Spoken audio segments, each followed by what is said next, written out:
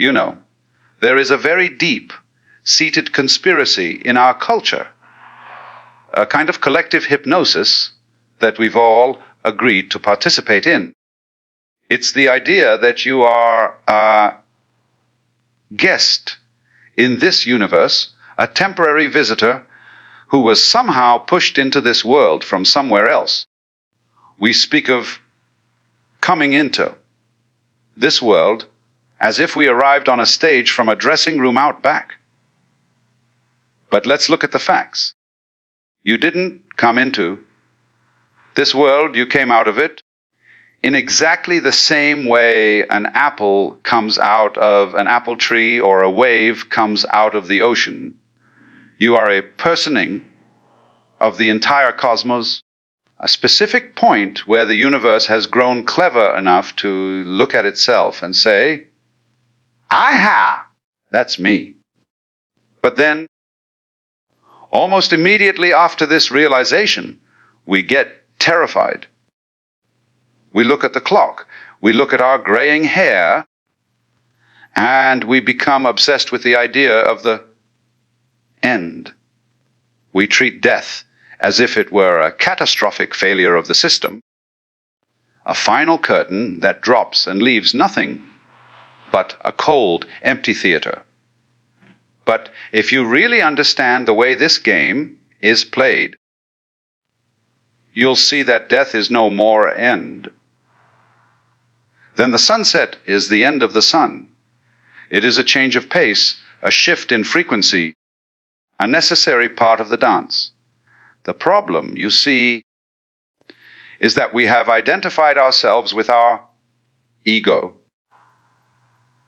That little internal chatterbox that sits behind the eyes and thinks it's the manager of the whole show. We think of ourselves as a thing, a noun, a solid object that moves through time. But in the real world, there are no things. The world is a happening. It's a process. You are not a person who has a life. You are a life that is currently doing a person. When we become terrified of death, it's because the ego is afraid of losing its job. It's afraid that if the I stops talking, the world will stop existing. But look at what happens when you go to sleep. You give up control. You let go of your name, your history, your worries, and your identity. And yet the world goes on, and you return in the morning feeling refreshed. Death is simply a much longer, much deeper sleep. Big sleep. That allows the universe to start anew, Big Bang, of individual consciousness. It is the cosmic mechanism for keeping things fresh. If you lived forever in the same body, with the same memories and the same old patterns, you would eventually become the most bored entity in existence. You'd be begging for the credits to roll so you could start a different movie. Consider the nature of a flame. A candle flame looks like a thing, doesn't it? You can point to it. You can describe its shape, but the flame is actually a process of energy release. It's a constant flow of oxygen and wax becoming heat and light. The flame never stays the same for even a microsecond. It is always vanishing as it burns. And yet, we call it the flame. Human life is exactly the same. You are a continuous flow of atoms, ideas, and experiences. The you that started reading this sentence is not quite the same you that is finishing it. You are a walking, talking flame. Death is just the moment when the wick runs out and the energy that was flaming through you decides to dance in a different way. It doesn't disappear, it simply changes its form. Energy cannot be created or destroyed. It can only be transformed. This is not just a comforting religious idea. It's a fundamental law of the very universe you are made of. You are the universe's way of experiencing itself. And the universe doesn't just stop. It keeps inventing new eyes to see with, new ears to hear with, and new hearts to feel with. Your death is the prerequisite for new birth. It is the opening of a door. We often think of death as nothingness. We imagine ourselves floating in a dark, silent void forever. But think about that for a second. To experience nothing, there has to be someone there to notice it. If you aren't there, there is no nothingness to be afraid of. You can't experience being dead any more than you can experience the time before you were born. And that's the key. What happened after that long period of nothing before you were born? You. Happened. Consciousness arose out of the void. And if it happened once, it is the nature of the universe to do it again and again. It's like the tide coming in and going out. The you, that is, the ego might vanish, but the you, that is the underlying energy of the world, the it, never goes away. You are the at, that is playing hide and seek with itself. Today you are playing the role of a person with a specific name and a specific set of problems. Tomorrow, or in 1,000 years, you might be playing the role of a bird or a star or another person in a distant galaxy. The mask changes, but the actor remains the same. The once is just a single riff in an infinite jazz solo. The fear of death is actually the fear of letting go. We are like a person clutching a rope over an abyss, screaming in terror. Our knuckles are white, our hearts are racing, and we are convinced that if we let go, we are doomed. But if we actually had the courage to look down, we'd see that there is no abyss. We are standing on the ground, and the rope is just a silly thing we've been told to hold on to. When you let go of the ego's desire to survive forever, you realize that you don't need to survive because you are the very process of life itself. You can't lose your life because you never owned it in the first place.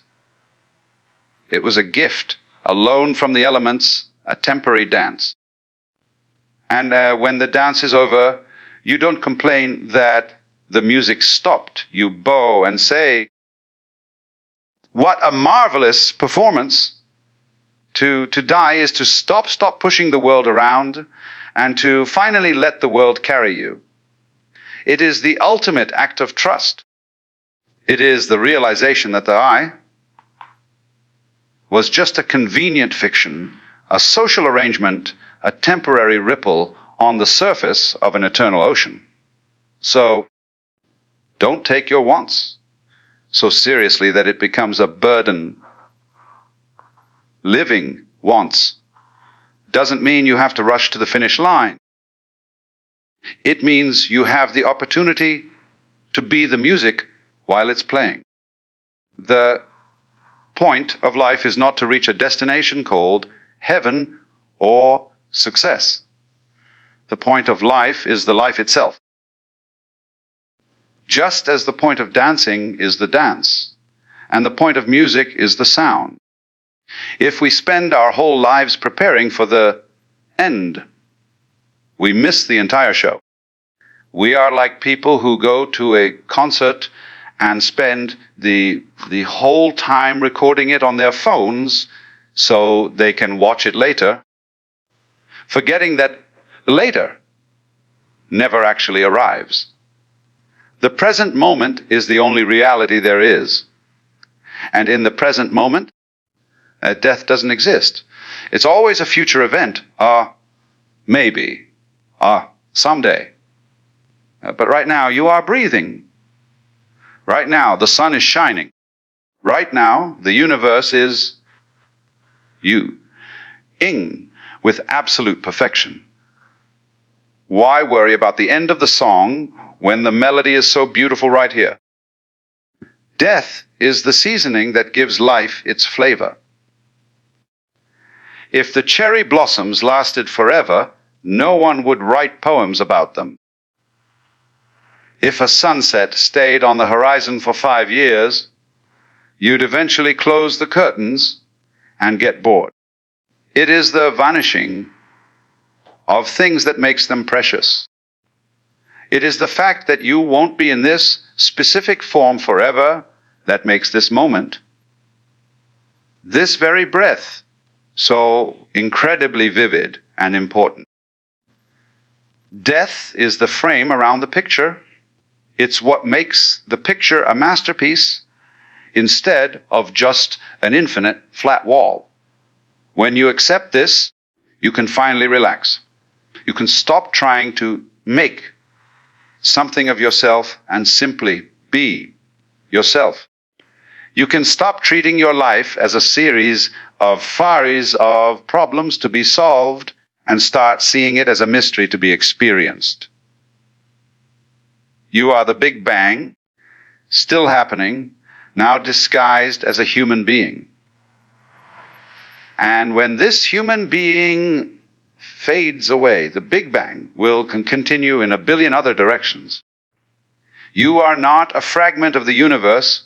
You are the whole thing behaving as a fragment for the sake of the adventure. The self you are so worried about losing is just a collection of memories, a story you tell yourself. But you are not the story. You are the one telling it. You are the light that shines through the film of the movie. The movie will end, the characters will disappear, and the screen will go blank. But the light remains. It is the same light that shone through every movie ever made, and it will shine through every movie yet to come. To die is to step out of the character and back into the light. It is to realize that the tragedy was just a plot point and the fear was just a bit of suspense to keep the audience interested. When you wake up from the dream of being a separate person, you realize that there was never anything to fear. You were never in danger. You were always home. The once was just one way of being always. In the end, death is the ultimate cosmic giggle. It's the moment when the universe taps you on the shoulder and says, "Tag! You're it." And you realize that you've been looking for yourself in all the wrong places. You've been looking for meaning in the future, for safety in the ego, and for permanence in a world of change. But meaning is in the texture of the air. Safety is in the surrender to the flow, and permanence is the very fact of change itself. You are a temporary ripple, yes, but you are a ripple in an ocean that has no shore. Enjoy the ripple, feel the movement. Love the once-ness of it all. And when the ripple smoothens out, don't be sad. The ocean is still there, and it is already preparing the next wave. There is no end. There is only the dance. And the dance is you. So, as you go about your day, remember this: you are the universe's way of playing. You are a biological masterpiece, a nervous system